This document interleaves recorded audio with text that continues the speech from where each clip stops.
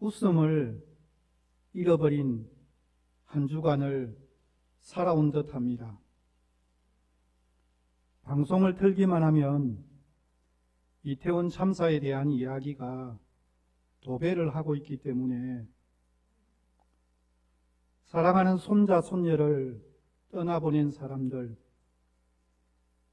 사랑하는 자녀들을 먼저 떠나보낸 부모님들, 친구를 먼저 떠나보내고 가슴 아파하는 수없이 많은 사람들에 대한 글들로 인해서 마음이 너무너무 무겁고 힘들고 어려운 한 주간을 보내었습니다.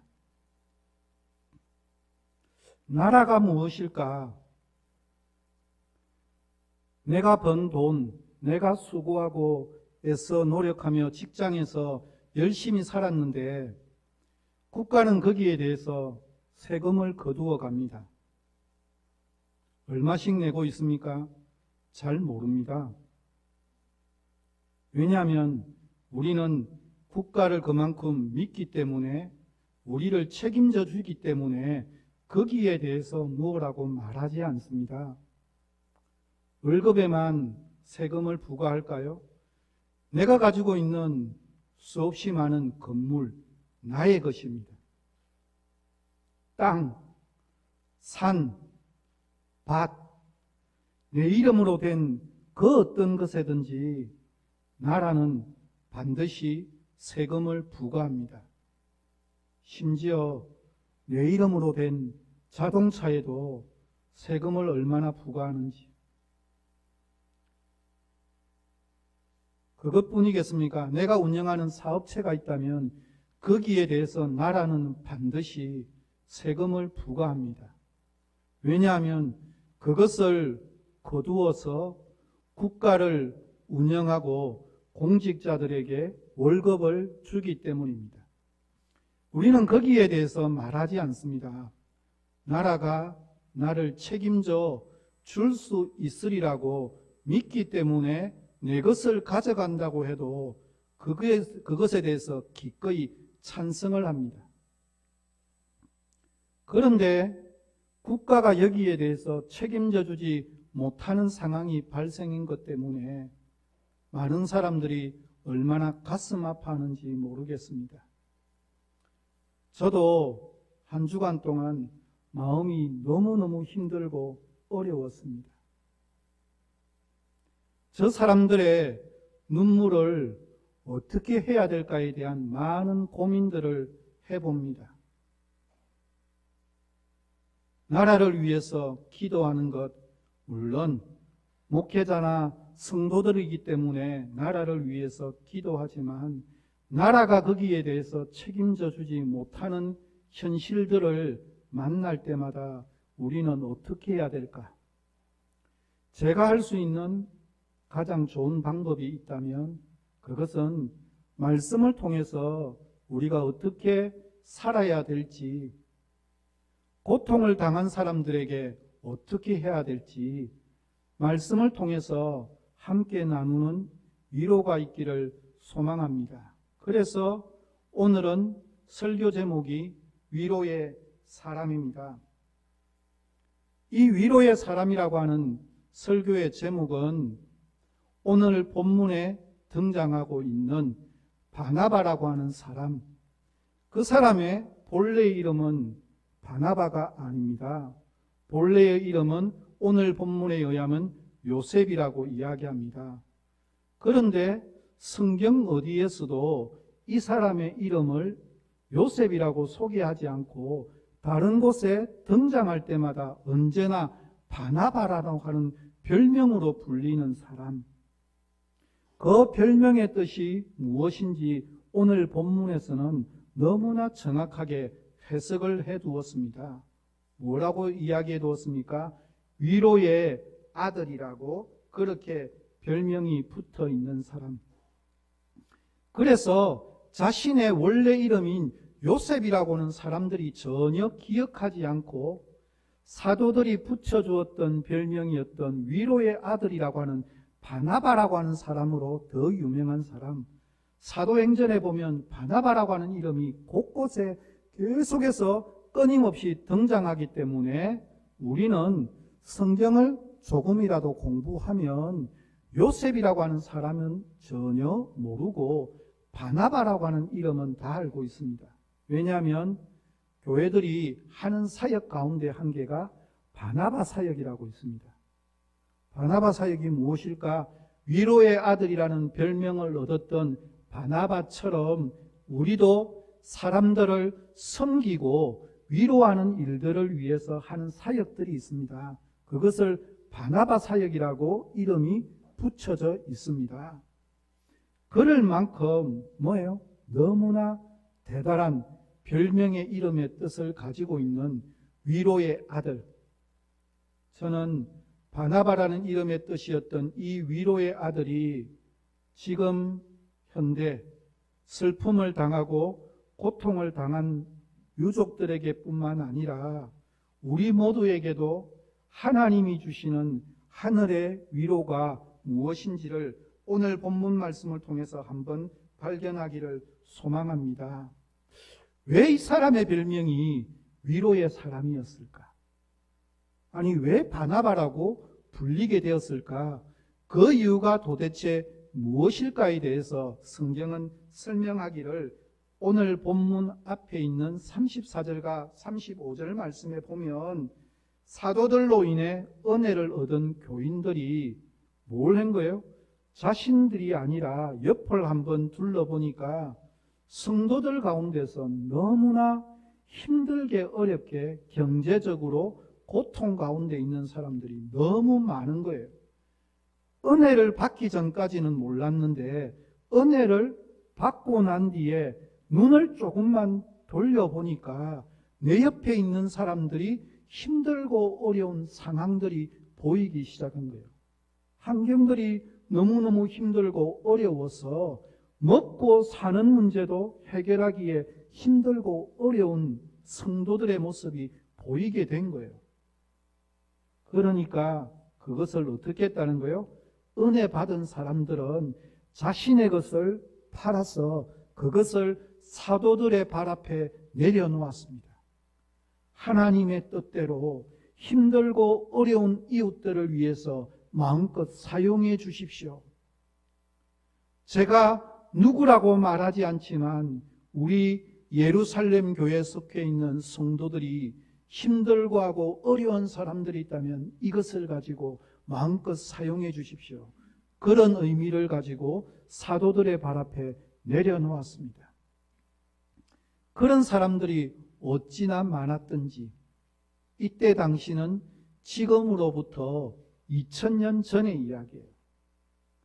지금도 먹고 사는 문제가 힘들고 어려운 사람들도 있지만 2000년 전에는 더 힘들고 어려운 시대였습니다.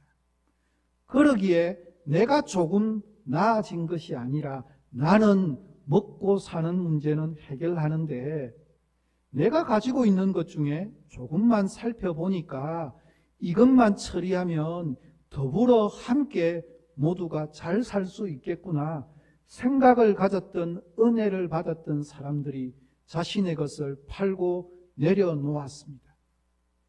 그래서 교회의 아름다운 모습을 이야기할 때마다 초대교회에 대한 이야기, 예루살렘 교회에 대한 이야기는 끊임없이 계속해서 나올 수밖에 없는 상황이었습니다. 그런데 참으로 신기합니다. 성경은 이들의 이름에 대해서 그 어떤 사람의 이름도 밝히지 않고 있습니다. 만약에 요즘 시대 가운데 이런 일이 일어났다면 어떻게 했을까요? 최소한 주보에라도 이름을 올리지 않을까요? 주보에 이름을 올리고 박수도 쳐주고 예배 시간에 야 정말 대단한 일을 했다고 얼마나 위로를 할 수 있을까? 그 일을 사람들에게 본을 본받으라는 의미로 이야기할 수도 있고 심지어 내가 왜 이렇게 하게 되었는지에 대한 간증의 이야기도 들을 수 있을 만한 충분한 모범이 되는 이야기입니다.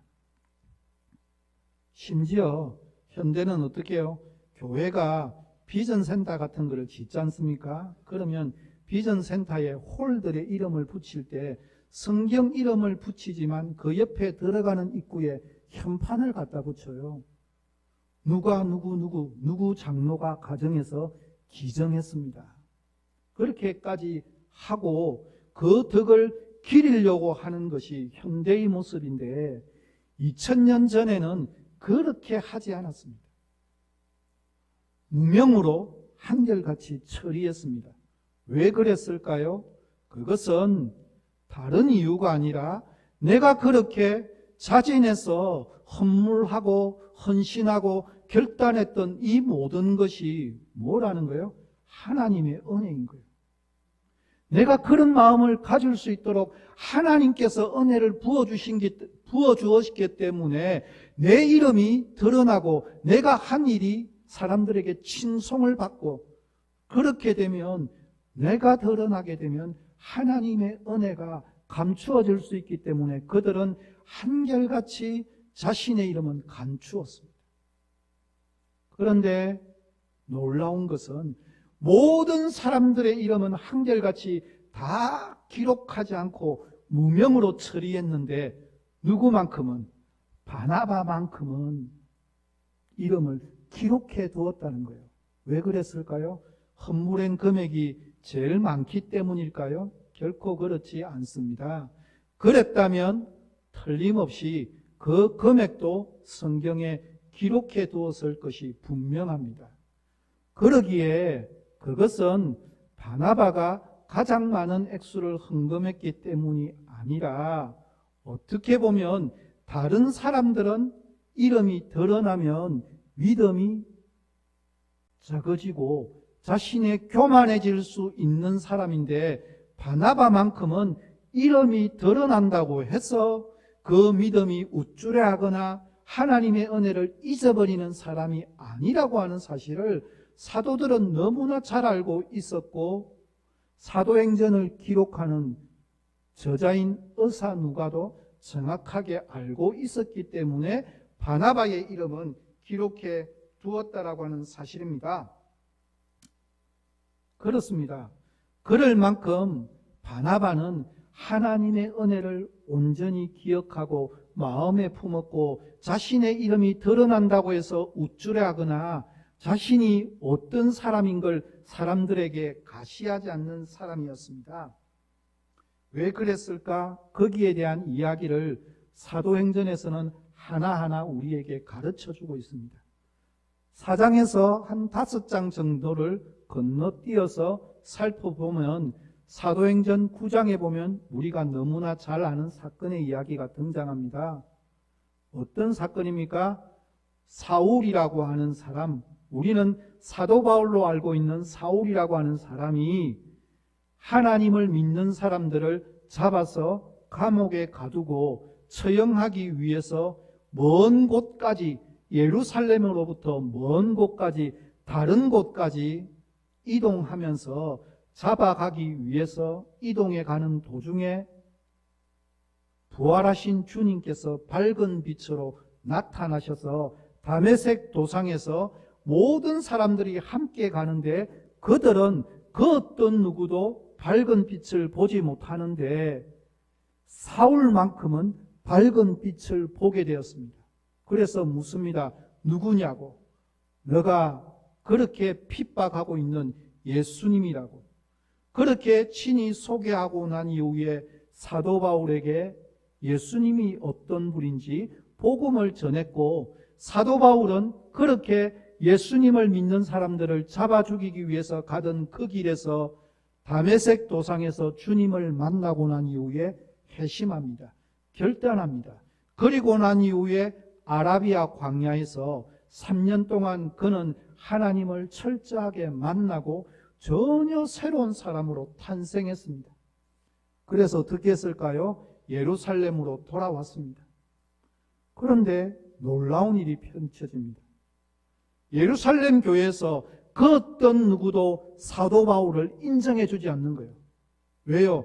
그가 3년 전에 그가 행했던 죄가 어떤 것인지 스데반을 죽일 때 스데반을 순교의 자리에 이를 때 그때 사람들이 돌을 던져서 스데반을 칠 때 그때 증인으로 옷을 벗은 사람이 사울이었기 때문에, 그리고 자신들의 일가 친척을 수없이 많이 잡아 죽이는 일에 가장 앞장섰던 사람이 사울이라는 사실을 너무나 잘 알고 있기 때문에 어떻게 했다는 거예요?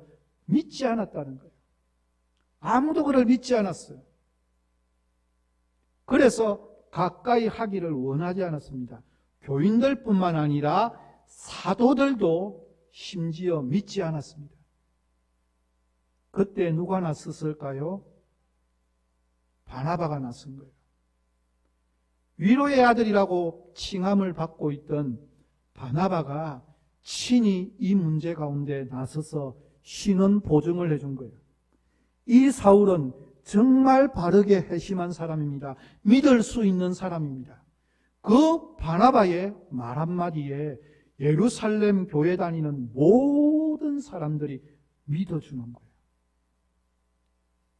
그럴 만큼 위로의 아들이 되는 것은 이렇게 사람들이 적대감을 가질 수 있는 사람도 신원 보증만 해주기만 하면 믿을 수 있을 만큼 바나바는 정말 힘들고 어려운 사람들을 향해서 언제나 위로의 사람으로 세워가는 사람이었습니다. 사울에게 이런 일만 일어났을까요? 사울이 이렇게 인정받고 난 이후에도 어떻게 했습니까? 자신의 고향이었던 다소에 칩거하고 있었습니다. 거의 10년 가까이를 힘들게 어렵게 혼자 보내고 있을 때 바나바에게는 무슨 일이 펼쳐졌는가 하면 제가 목사님 러시아 가셨을 때 했던 설교 안디옥 교회를 소개합니다 했을 때 안디옥 교회가 세워지고 부흥하게 되면서 누구를 담임 목사로 모셨다고요? 바나바를 예루살렘 교회에서 파송을 한 거예요. 그때 바나바가 와서 너무 큰 부흥이 일어나니까 누구를 고향 다소에 칩거하고 있는 사울을 바나바가 직접 데리러 가는 거예요. 안디옥에서 다소까지 가는 길은 정말 지금 현대도 어떤 길인가 하면 2700m가 넘는 산맥으로 험산 줄령이고 그때는 수없이 많은 산적들이 덕실덕실거리고 그것을 지나가는 사람들을 공격하고 그들의 모든 것을 빼앗고 심지어는 목숨까지도 빼앗는 그 힘들고 어려운 험산 줄령을 지금도 넘어가면 꾸불꾸불한 길이에요. 차들도 지나가기에 힘들고 어렵고 1년에 반 이상을 눈으로 덮여 있는 곳. 저는 그 밑을 지나갔어요. 지나가는데 위를 쳐다보니까 눈으로 가득 덮여 있고 그 길을 잘 넘어가지 하지 않으려고 할 만큼 험산 줄령입니다. 현대도 그런데 2000년 전에 그곳을 지나갔던 바나바가 직접 본인이 사울을 데리러 갔던 그때 그 모습. 사울은 지금 뭐 하고 있는 사람? 혼자 외롭게 고향에서 혼자서 하나님 말씀 보고 있는 그 사람을 바나바가 직접 데리러 가는 거예요. 왜요? 실패한 사람에게는 참된 위로가 필요하거든요. 그래서 바나바가 몸소 직접 가서 그를 데리고 와서 함께 사역하는 가운데 얼마나 놀라운 은혜가 일어나는지 그것으로도 부족하죠. 그들은 바나바와 사울은 세계 선교를 유럽의 복음의 문을 펼쳐지게 만들었던 어떤 일을 한 거요? 복음 전도 여행, 세계 선교 여행을 시작했던 1차, 2차, 3차, 4차까지 이르렀던 전도 여행을 펼쳐가는 그 일을 시작하도록 만들었던 사람이 바나바고 바나바가 팀장이었고 그를 데리고 갔던 사람, 사울을 함께 데리고 갔던 사람이 바나바입니다. 그러니까 바나바는 사실은 지금 현재 복음이 있을 수 있도록 만들었던 그 일을 감당했던 사람이었기에 그는 위로의 사람으로 이름받기에 충분한 사람입니다. 이 정도로 바나바는 예루살렘 교회와 안디옥 교회의 모든 사람으로 신송을 받을 수 있었던 아주, 그래서 그의 요셉이라고 하는 이름보다는 위로의 아들이라는 별명으로 불리어졌던 사람. 오늘 우리에게도 정말 필요한 것은 이런 위로가 얼마나 필요한지 모릅니다. 우리의 가정에도 이런 위로의 사람이 필요합니다. 부모 자녀 간에 위로하는 사람이, 누군가는 위로하는 사람이 필요합니다. 우리의 교회 가운데도, 양문교회 가운데도 성도들 가운데 주일날 예배를 드리고 있지만 마음속에 고통하고 눈물 짓고 마음 아파하는 수없이 많은 문제를 가지고 있는 사람들이 많이 있다라고 하는 사실입니다. 그 사람들에게 누군가는 위로를 전하는 사람이 필요합니다. 뿐만 아니라 이 나라 가운데, 이 민족 가운데 이태원 참사로 인해서 가슴 아파하는 사람에게도 누군가는 가서 위로의 메시지를 전하는 것이 필요하다라고 하는 사실입니다. 그렇다면 과연 우리가 어떻게 살아가는 것이 이런 바나바와 같은 위로를 전하는 자가 될 수가 있겠습니까? 위로의 아들이라는 별명을 가지고 한 교회를 세울 뿐만 아니라 세계 선교를 이루어 나가는 기틀을 다졌던 그러한 사람이 될 수 있는 비결이 무엇이겠습니까? 그것은 오늘 본문 바로 앞에 등장하는 예루살렘 교회의 형편으로부터 해석할 수가 있습니다. 가난한 사람들이 많이 모였던 교회, 바나바는 이런 교회에 힘들고 어려운 사람들을 바라보는 믿음의 눈을 가지고 있었습니다. 그들은 사람들의 필요로 하는 것이 눈에 가장 먼저 들어오는 사람이었습니다. 그래서 자기의 소유를 팔기 시작합니다. 그리고 그 밭을 판 전부를 교회의 사도들 앞에 내려놓았습니다. 어느 것 하나 빠뜨리지 아니하고 완전한 100%를 내어놓았습니다. 바나바가 자기 밭을 판 것은, 사도들 앞에 내어놓은 것은 자기의 공명심, 자기의 이름을 더 높이기 위한 일이 아니었습니다. 힘들고 어려워하는 사람을 위로하고자 하는 마음으로 자기의 소유를 가감하게 팔고 내어놓았습니다. 왜 바나바라고 밭을 팔고 난 이후에 그것을 가지고 자기의 필요로 하는 것을 사용하고 싶은 마음이 없었겠습니까? 그 마음이 틀림없이 굴뚝 같았으리라고 저는 그렇게 생각합니다. 왜 바나바라고 사랑하는 자기 가족을 위해서 사용하고 싶은 마음이 없었겠습니까? 미래를 위해서, 좀 더 좋은 것을 위해서 아끼고 보관해두고 싶은 마음이 왜 없었겠습니까? 그것을 이리저리 투자하고 더 많은 것을 불리는 일에 지혜롭지 못한 사람이 아니었습니다. 그럼에도 불구하고 그는 자기에게 필요로 하는 것이 눈에 보인 것이 아니라 그런 마음이 들려고 할 때마다 더 힘들어가는 사람들이 눈에 밟혀서 도저히 자기를 위해서는 결코 사용할 수 없었던 사람, 그런 믿음의 눈을 가진 사람이 위로의 사람이 되어질 수 있다라고 그렇게 말하고 있습니다. 그렇습니다.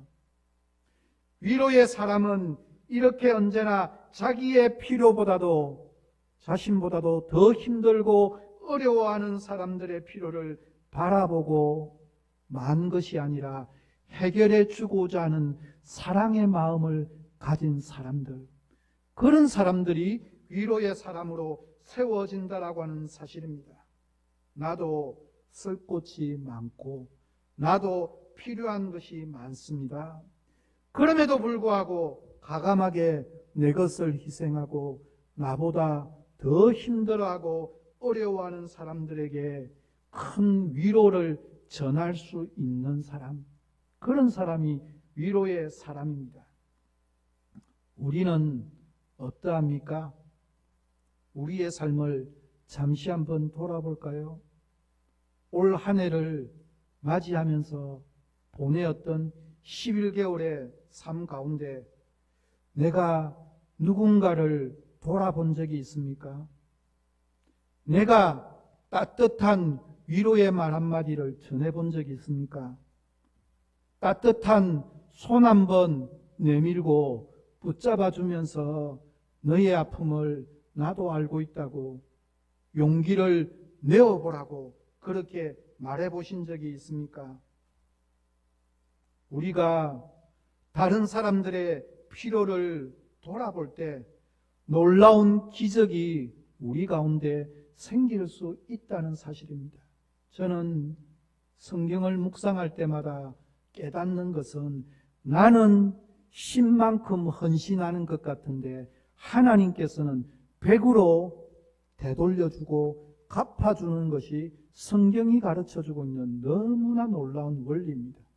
나는 단순하게 손 한번 붙잡아주고 내가 던진 단순한 말 한마디 위로의 말 한마디였는데 그 사람에게는 얼마나 큰 위로와 사랑으로 다가오는지 그것은 내가 하는 게 아니에요. 나는 10만큼만 하면 돼요. 그런데 하나님께서는 100의 은혜로 그 사람에게 줄 뿐만 아니라 나에게도 100으로 갚아주시는 하나님의 놀라운 은혜가 있다라고 하는 사실입니다. 그렇습니다. 그것이 바로 위로가 우리에게 전하고 있는 너무나 놀라운 은혜의 메시지입니다. 계속해서 바나바의 삶을 통해 살펴볼 때 위로의 사람은 어떤 사람이었습니까? 넘어진 사람을 일으켜 세운 사람이 위로의 사람입니다. 사도행전 15장 후반절에 가면 큰 한 개의 사건이 등장합니다. 그것은 바나바와 사울이 심하게 다투는 사건입니다. 믿음 좋은 사람들끼리도 서로 다툴 수 있습니다. 그들이 다투었던 이유는 한 가지입니다. 전도여행, 1차 전도여행을 마치고 2차 전도여행을 가기 전에 보니까 바나바가 누구를 데리고 왔는가 하면 마가를 데리고 왔어요. 그런데 이 마가는 제1차 전도여행할 때 너무너무 힘들고 어려워서 도중에 포기하고 예루살렘으로 돌아갔던 젊은 청년이거든요. 그러니까 사울의 입장에서 볼 때는 이 사람을 데리고 또다시 갈 수 없겠다는 거예요. 근데 바나바는 뭐예요? 실패했다 할지라도 이제 쉬는 기간 가운데 예루살렘에 돌아가서 충분히 회개하고 돌이켰으니까 뭘 하겠다는 거예요? 다시 한 번 더 기회를 주겠다는 겁니다. 그러니까 이 일로 바나바와 사울이 다투어서 바울은 동으로 가겠다고, 바나바는 서로 가겠다고 갈라진 사건이에요. 그래서 바울이 걸었던 그 길은 어떤 길인가 하면 2차 전도 여행이 유럽으로 향하는 복음의 문이 열리기 시작했습니다.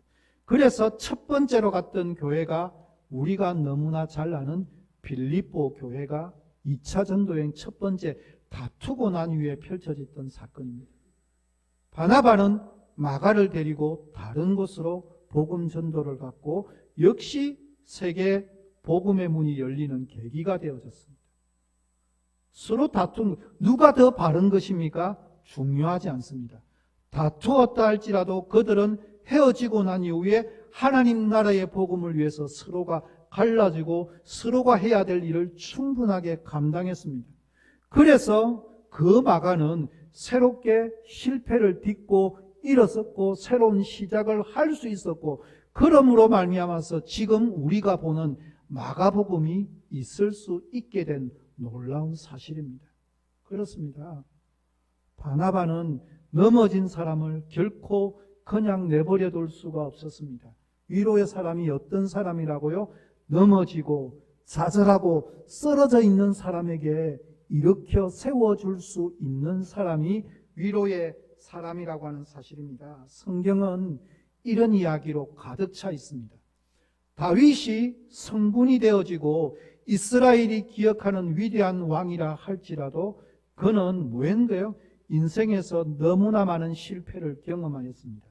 그럼에도 불구하고 그 실패를 딛고 일어설 수 있도록 만들었던 하나님의 위로하심이 그의 삶 가운데 있었다라고 하는 사실입니다. 모세도 하나님의 사람이었지만 그는 실패를 딛고 일어선 사람이었습니다. 왕자로서 실패한 인생을 살았고 40년 동안 광야에서 수없이 많은 실패를 경험했지만 하나님 사람으로, 하나님의 마음에 합한 사람으로 세워질 수가 있었습니다. 무엇 때문입니까? 하나님의 위로하심이 그에게 있었기 때문입니다. 예수님의 제자였던 베드로도 얼마나 많은 실패를 하고 얼마나 많은 쓰러짐이 있었는지 모릅니다.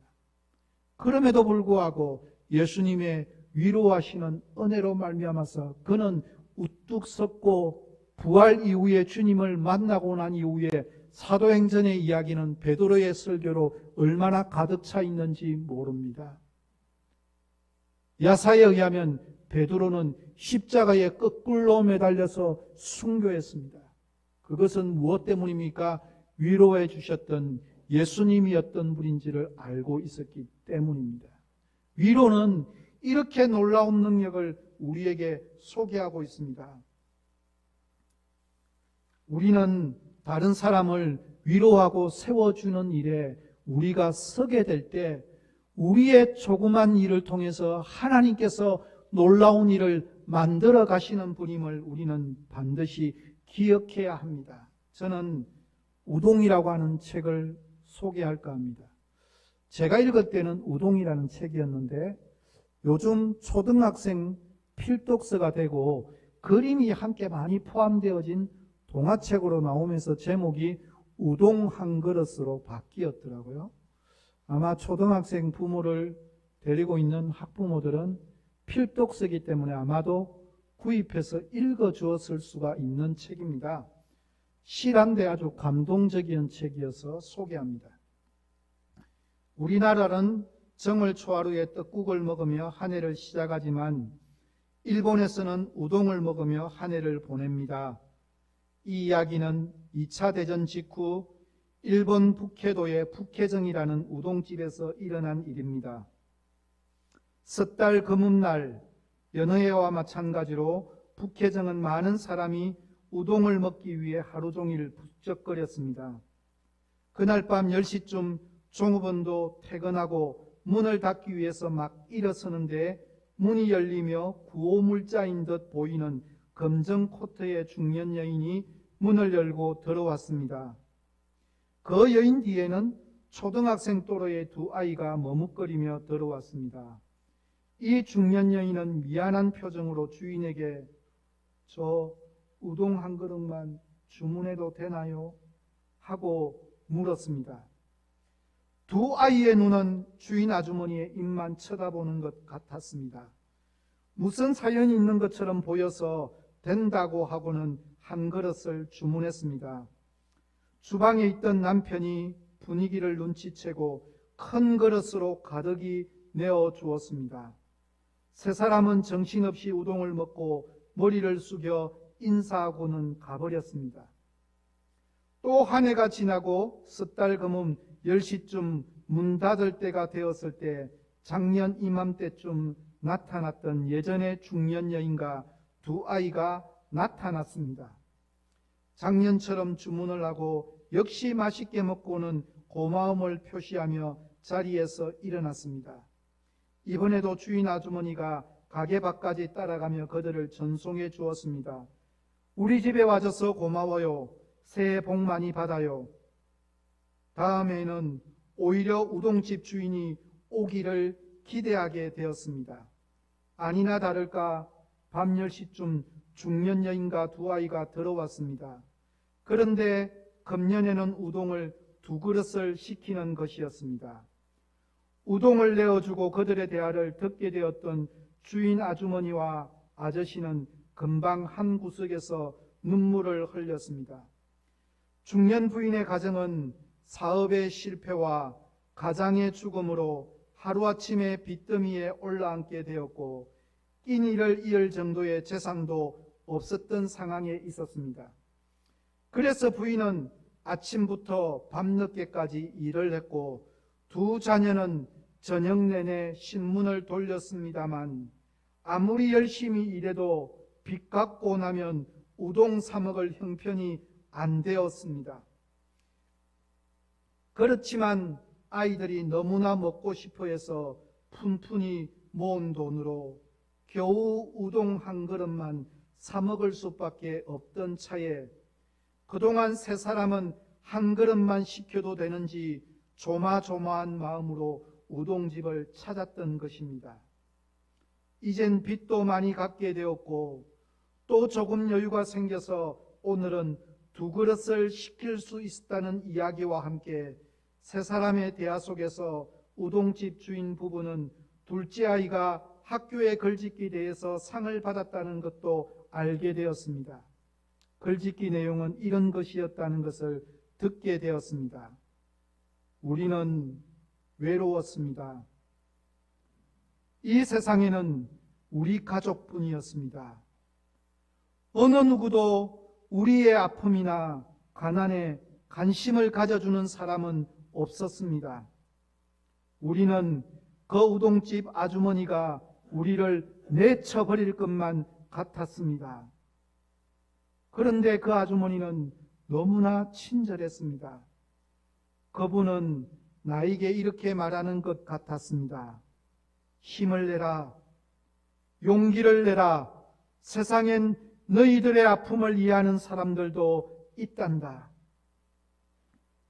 나도 이 다음에 우동집 주인이 되겠습니다. 우동집을 하면서 우리 집에 오는 가난한 손님들을 그 아주머니처럼 반갑게 맞아주겠습니다.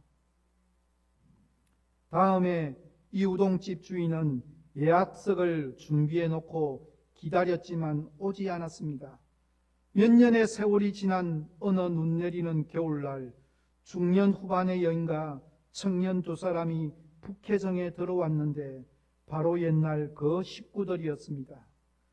두 아들은 장성해서 큰 아들은 의사가 되었고 둘째 아들은 은행원이 되었다고 합니다. 이것이 동화책에 나온 내용의 전부입니다. 사랑하는 우리 양문교회 성도 여러분, 이 아이가 지은 글짓기의 내용에서 우리는 외로웠습니다. 이 세상에서 어느 누구도 우리의 아픔이나 가난에 관심을 가져주는 사람은 없었습니다. 라고 하는 문구를 보면서 목회자로서 참으로 많은 생각을 다시 또 한번 해봅니다. 혹시나 우리 교회 성도들 가운데 이런 일로 인해서 힘들어하고 어려워한 사람은 없을까? 혹시나 교회 바로 주변에 이런 아픔을 가진 가정은 없을까? 이런저런 생각이 참으로 많이 든 동화였습니다. 단순히 이런 사람들뿐만 아니라 경제적으로 여유롭다 할지라도 이 땅 가운데 살아가면서 외로움을 느끼고 아픔을 가지고 있고 고통을 가지고 있고 눈물을 가지고 있는 사람들이 얼마나 많이 있겠습니까? 가족이 있다고 해서 못 느낄까요? 아니요. 가족이 있어도 남편은 정말 남편이에요. 남의 편이에요. 자기 편이 안 되어줄 때가 얼마나 많은지. 아내 또한 어떠합니까? 나를 전적으로 믿어주고 신뢰하고 나를 세워줄 줄 알았는데 그 아내로부터 들은 말 한마디 때문에 마음 아파하고 상처 가지고 있는 남편들은 또한 얼마나 많이 있는지. 부모로부터 들었던 말 한마디 때문에 가슴에 비수가 박혀있는 자녀들은 얼마나 많이 있는지. 자녀들이 던진 말 한마디 때문에 마음 아파하고 눈물 짓는 부모들은 또한 얼마나 많이 있는지. 우리 주위에 모두의 살아가는 삶 가운데 이런 아픔으로 가득 차 있는 사람들이 참으로 많이 있다라고 하는 사실입니다. 그래서 우리 모두에게는 정말 하늘의 위로가 필요합니다. 그런데 오늘 말씀은 우리에게 가르쳐 주는 것이 바나바가 되면 이런 위로의 아들이 될 수 있는 통로가 되고, 한 사람이 헌신하는 것으로부터 예루살렘 교회가 바뀌었고 안디옥 교회가 바뀌었고 예루살렘 전체가 바뀌어가는 귀한 통로가 위로의 아들로부터 시작되어졌다라고 그렇게 말씀하고 있습니다. 누군가가 한 명 시작하는 것으로부터 아름다운 교회의 모습이 만들어지게 되었고 아름다운 사회가 되어질 수 있었다라고 그렇게 말씀하고 있습니다. 우리는 많은 궁중 속에 고독과 외로움의 시대 가운데 살아가고 있습니다. 그것은 바로 인간이라고 하면 누구나 가지고 있는 외로움의 병을 가지고 있기 때문일 수도 있습니다. 그러기에 우리 모두는 이런 마음들을 모두 다 경험하고 있고 누리고 있습니다. 어떤 경우에는 가진 것이 없거나 귀중한 것을 잃어버려서 외로울 수 있고, 어떤 경우에는 모든 것을 가지고 있지만 바르게 누리지 못해서 외로울 수도 있다는 사실입니다. 세상은 바나바를 찾고 있습니다. 누가 이 바나바가 되어 낙심하며 절망해 가고 있는 사람들을 위로할 수가 있겠습니까? 위로가 필요해서 아우성치는 사람들의 소원을 누가 채워줄 수가 있겠습니까?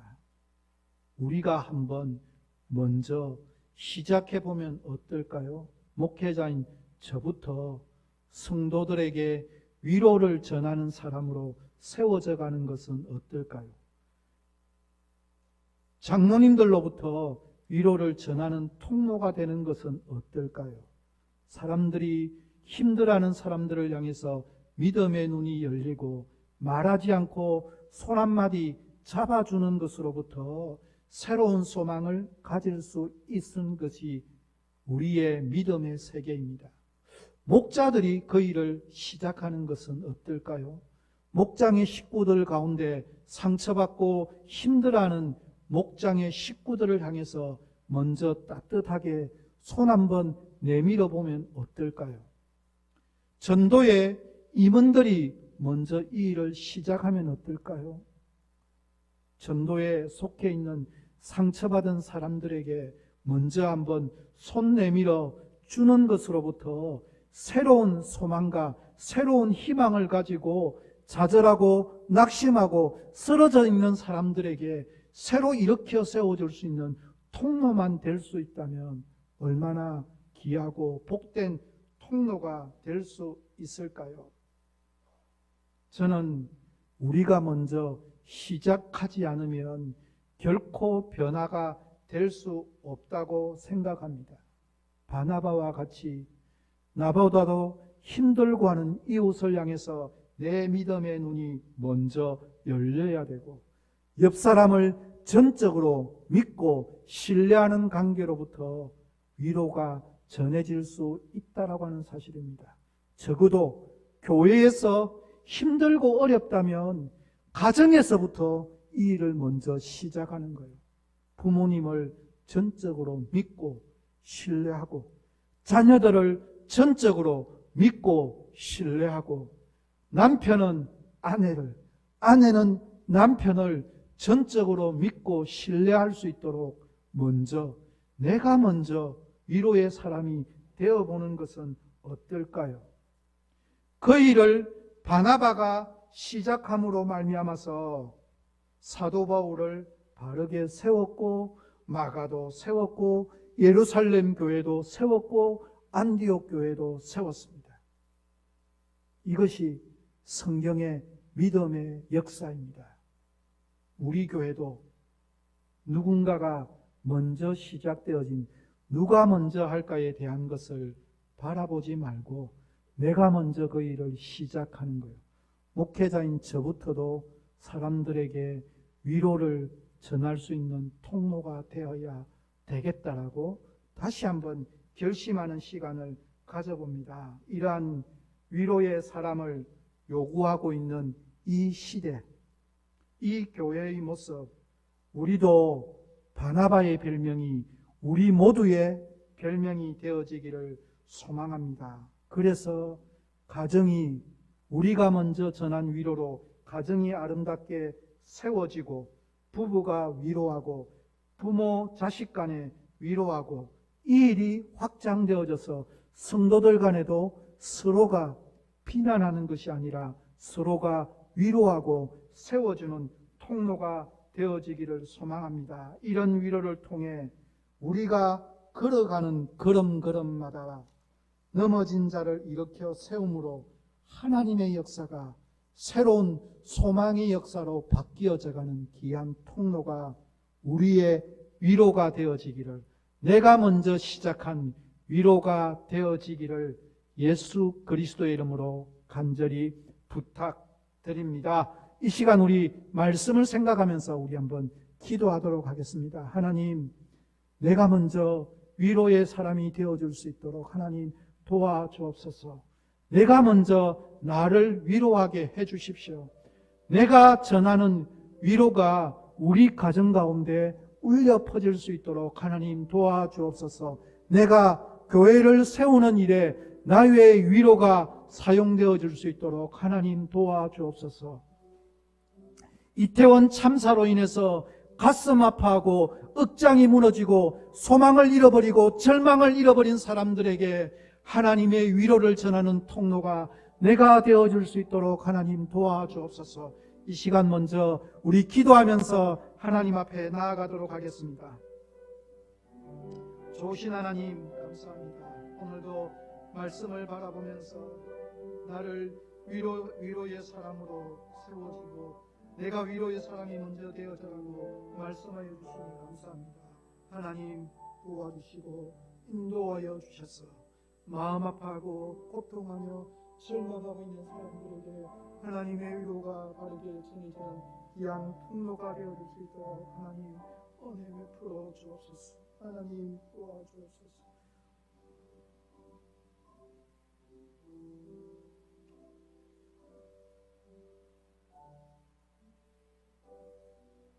위로의 통로가 되시는 하나님, 오늘도 바나바를 통해 다시 한번 우리의 삶을 돌아봅니다. 우리도 때때로 힘들고 어려운 고통의 순간을 맞이하지만 나보다 더 힘들고 어려운 이웃들을 향해서 내가 먼저 다가설 수 있도록 하나님 은혜 베풀어 주옵소서.